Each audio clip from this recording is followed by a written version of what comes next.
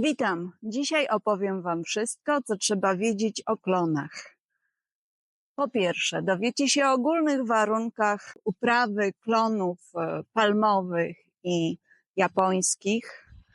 Powiem też kilka słów o tym, skąd się bierze problem z zasychającymi listkami na końcówkach roślin. To dość często się zdarza u klonów. Po trzecie, powiem Wam o formowaniu klonów palmowych. Ma to znaczenie szczególnie, jeżeli chodzi o odmiany o wiotkich listkach i wiotkich gałązkach. I po czwarte, pokażę Wam kilka klonów, które rosną u mnie w ogrodzie. Usłyszycie też, co charakteryzuje dane odmiany i na co warto zwrócić uwagę przy tych klonach. Zapraszam. Ogólnie, jeżeli chodzi o klony palmowe, musimy pamiętać, że one jako jedne z nielicznych klonów nadają się także do półcienia. Generalnie możemy je posadzić w słońcu i w półcieniu. Wybierając dla nich stanowisko, warto o tym pamiętać, że wszelkie odmiany kolorowe o czerwonych listkach, rosnąc w półcieniu, mogą mieć tą barwę czerwieni troszkę mniej intensywną. Najlepsze jakby stanowisko dla klonów palmowych to takie, gdzie to słońce będzie dochodzić między innymi listkami roślin, czyli gdzieś jakiś daleki cień w godzinach koło 12 do tej 2. Natomiast w pozostałych godzinach, żeby było to drzewko troszkę lepiej doświetlone, czyli jak słońce stoi niżej, niech to oświetlenie będzie lepsze. Lubią wilgotną glebę. Nie może tam stać woda, ale jak ta gleba jest taka wilgotna, żyzna, jest to dość korzystne. Jeżeli nie mamy takiego stanowiska, to musimy pamiętać o dość intensywnym podlewaniu. Gleba powinna być obojętna do lekko kwaśnej. Najlepiej sadząc taką roślinę, wykopać dużo większy dół niż doniczka, w której rośnie, wypełnić to podłożem uniwersalnym dla roślin. To są rośliny, które w naszym klimacie w formie młodej są nie do końca odporne na niskie temperatury. Czyli znajdźmy im miejsce zaciszne, takie osłonięte przed mroźnymi wiatrami, bo najbardziej szkodliwą rzeczą, która może nam się trafić, to są mroźne wiatry. Najmłodsze właśnie te posadzone egzemplarze dobrze jest przykryć, osłonić włókniną, białą włókniną na zimę. Tylko też musimy pamiętać o tym, że jak on rusza wiosną, to nie może być pod tą włókniną. Czyli w tym momencie ściągamy włókninę, natomiast jeżeli nam zapowiadają właśnie te przymrozki, no to niestety naszą rolą jest to, żeby ponownie roślinę przykryć. Klony palmowe nie wymagają cięcia, ale jeżeli chcemy na przykład uformować, tak jak widzimy na tym klonie, ładny pień, dopuszczamy formowanie pnia, czyli wycinanie tych dolnych gałązek, żeby utworzyć ładną koronę na określonej wysokości. Formowanie robimy późną wiosną, w momencie, kiedy roślina, która dała przyrosty, już te przyrosty nowe są wyraźnie zakończone. Widać, że zaczyna ta gałązka sztywnieć, czyli jeszcze nie drewnieć, ale już jest dość sztywna. Wtedy możemy ciąć klony. Pamiętajmy, żeby nie ciąć klonów bardzo wczesną wiosną, ponieważ przy młodej roślinie może nastąpić nawet uschnięcie. Klony palmowe sadzimy, szczególnie te o liściach postrzępionych, tak zwane disectum, sadzimy najlepiej gdzieś nad wodą. Jest to o tyle istotne, że ten klon lubi wilgoć w powietrzu. Jeżeli tej wilgoci nie mamy, to obserwujemy takie brzydkie zasychanie na końcach listków. Ja mam tutaj taki listek, który mogę Państwu pokazać, który jest zaschnięty. Widać takie końcóweczki. Jeżeli jest cała taka roślina, to wygląda dość brzydko. W momencie, kiedy sadzimy go nad wodą, Mamy te listki ładne, niepozasychane. Dużo bardziej odporne są odmiany o bardziej pełnych liściach.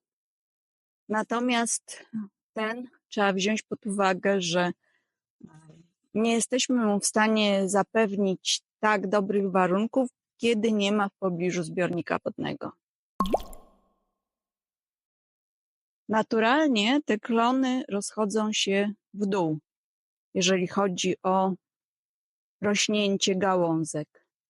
Natomiast, aby osiągnąć dużą wysokość, bierze się miękki pęd, który jest przewodnikiem, czyli główny pęd, i podwiązujemy go do kijka tak długo, aż roślina osiągnie żądaną przez nas wysokość. W tym wypadku u mnie on jest od podstawy do góry około 2,5 metra. I w momencie, kiedy już ta wysokość jest osiągnięta właściwa, przestajemy podwiązywać przewodnik. Roślina się potem rozrasta na szerokość i rozrasta się na boki. Chciałam teraz powiedzieć kilka słów o klonach palmowych i nie tylko palmowych. Tutaj obok widzicie piękny okaz klona palmowego. To jest odmiana o postrzępionych listkach, bardzo fajnie rosnąca. Proszę spojrzeć, tu popatrzymy sobie teraz z bliska na listki, jakie one są ciekawe, postrzępione.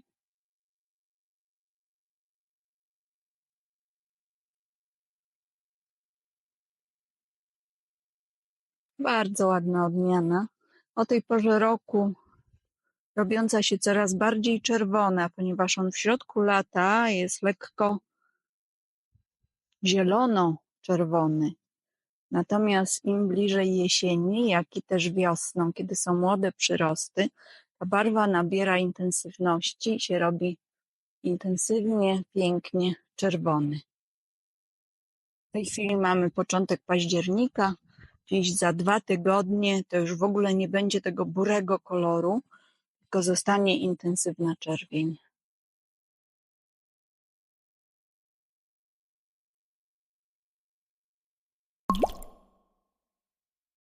Kolejny klon, który chciałam pokazać, jest to klon Atropurpureum. W tej chwili zaczyna też nabierać jesiennych barw. Jest w tej chwili ta barwa taka bardziej pomarańczowa niż czerwona. Duże drzewo o pięknym pokroju, takim typowym, gdzie widzimy ten pokrój rozłożysty, o ładnych w tej chwili pomarańczowych barwach. Potem ta barwa się zrobi bardziej czerwona, intensywna i bardziej intensywnie czerwony jest także wiosną.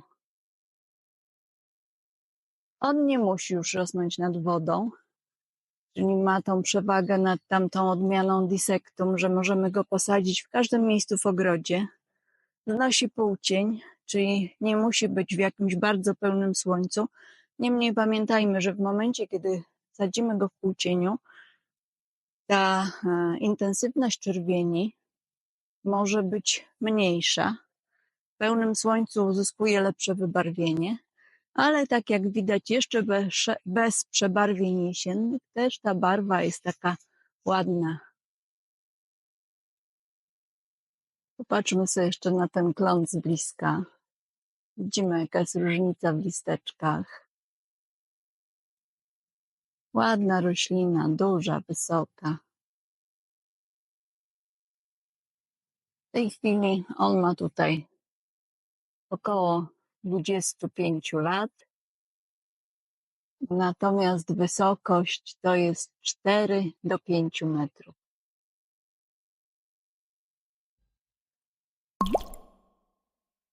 Jesteśmy przy kolejnym klonie palmowym, także odmiana o listkach postrzępionych, odmiana Dissectum,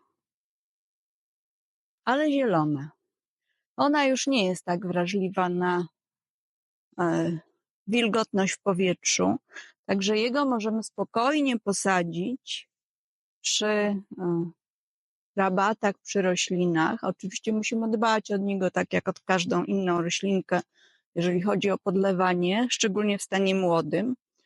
Musimy go też troszkę osłaniać na zimę, ponieważ nawet ten u mnie osłaniany przez kilka pierwszych lat rósł nisko, mimo podwiązywania wierzchołka. Ale już jak jest starszy okaz, to doskonale radzi sobie w zimie.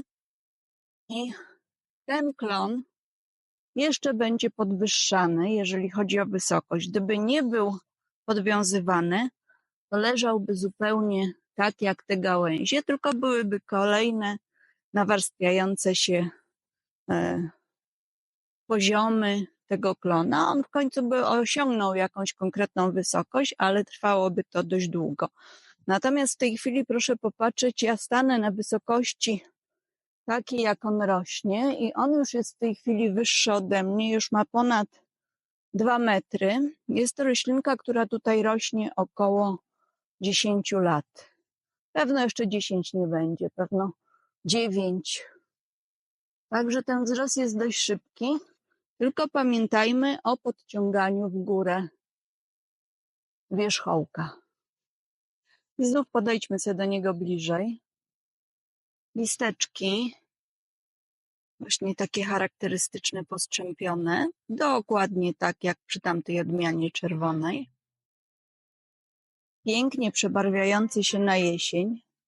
Tu mamy już jakieś pierwsze przebarwienia, pierwsze listki. On będzie złocisto-żółty. Natomiast tutaj możemy właśnie zobaczyć podpieranie na piku, gdzie główny wierzchołek mamy podwiązany aż do wysokości przez nas zadanej. On jeszcze, tak jak mówiłam, będzie podwiązywany, żeby jeszcze troszkę wyżej porósł. Kolejna odmiana klona palmowego, też o drobnych, postrzępionych liściach, ale te listki są odrobinę szersze, także nie są tak bardzo wrażliwe na suche powietrze i może on rosnąć wśród innych roślin.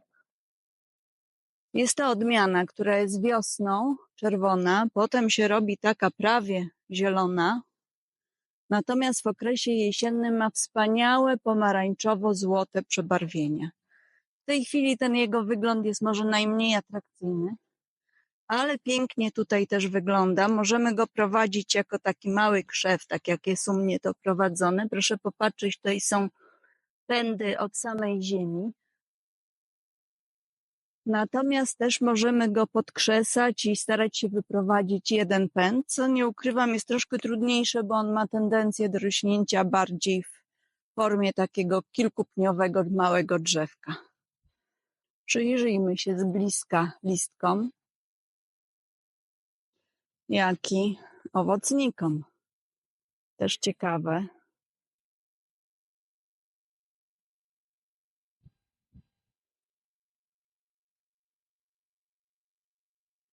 Fajna odmiana o drobnych, strzępiastych liściach.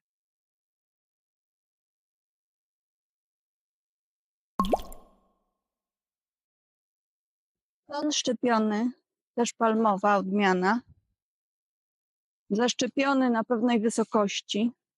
Wszystkie pędy ma skierowane w dół. Odmiana o zielonych liściach, pełnych dość listeczkach, ale za to schodząc w dół tworzy nam takie rozległe, zadarniające gałęzie. Proszę popatrzeć, to wszystko tutaj sobie na ziemi rośnie. W okresie sezonu letniego i wiosennego jest po prostu zielony. Natomiast później te przebarwienia typowe dla klonów, czyli pomarańczowo-złociste. Stoję przy ostatnim moim klonie palmowym o ładnej, intensywnej czerwonej barwie i pełnych listkach. On się wyróżnia tym, że ta barwa jest utrzymywana przez cały sezon, czyli nie robi się taki burozielony jak niektóre inne odmiany klonów palmowych, tylko cały czas jest czerwony. Jest to niska odmiana, bardziej tworząca takie niziutkie drzewko. Mogę ją polecić do małych ogrodów, bo doskonale będzie się komponowała na rabatach. Tutaj widzimy klona, który ma już 7 lat, a ten wzrost, proszę popatrzeć, to jest około 1,80 m, ta najwyższa gałązka. Nie wymaga wilgotnego powietrza. Oczywiście wymaga podlewania, jak każda inna roślina świeżo posadzona, a potem doskonale sobie radzi. Za mną klon japoński. To jest odmiana, która też jest bardzo niestety wrażliwa na suche powietrze. I tu widać efekty tego suchego powietrza. Poschnięte końcóweczki liści, czyli tak jak przy tej odmianie, którą pokazywałam Państwu, czerwony dissectum. Tutaj mamy klona japońskiego. Też lepiej jakby rósł gdzieś nad wodą.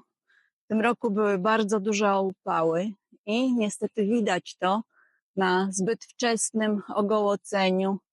No, początkiem października jednak tych liści powinno być wszędzie tak dużo jak tu, a wierzchołki już mamy ogołocone.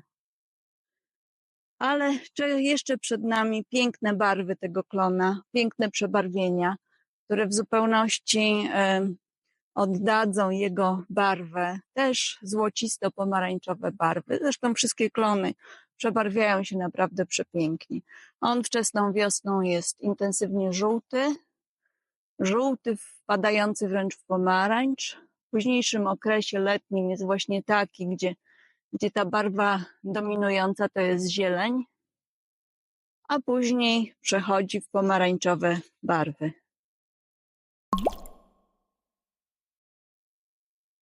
Zapraszam wszystkich do sadzenia jak największej ilości klonów palmowych w ogrodzie. Naprawdę są to piękne rośliny o wspaniałych listkach, wspaniałych przebarwieniach, kolorowych listkach, zielonych, żółtych i czerwonych i doskonale się nadają nawet do małych ogrodów. Możemy je posadzić jako osobne rośliny, tak zwane solitery, w ogrodzie, gdzie będą pokazywały całą krasę swoich barw i kształtów, a możemy także je posadzić w grupie roślin, tak jak tu widać za mną tego klona zielonego, który jest posadzony wśród innych roślin, stanowi przednią część rabaty, gdzie z tyłu mamy bardzo wysokie rośliny, które nam jakby tworzą taką piętrową rabatę. Nadają się do najmniejszych ogrodów, do ogrodów japońskich, ogrodów skalnych, nad oczka wodne, a także do nowoczesnych ogrodów, gdzie liczy się forma i kształt rośliny. Bardzo polecam klony palmowe. Dziękuję.